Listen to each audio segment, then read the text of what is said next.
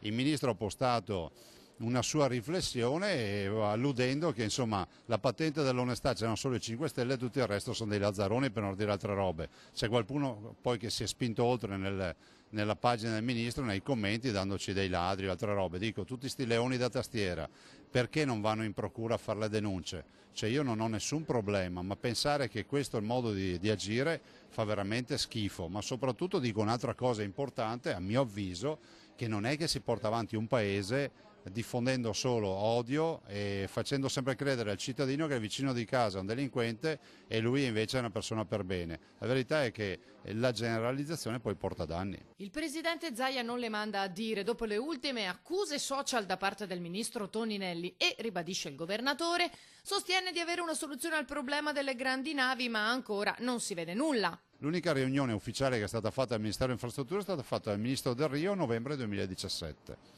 In questa riunione a unanimità si è deciso di utilizzare una viabilità alternativa che c'è già, esiste già, che è quella che usano le petroliere, infatti si chiama canale dei petroli, per entrare a Marghera e di fermare le grandi navi a Marghera.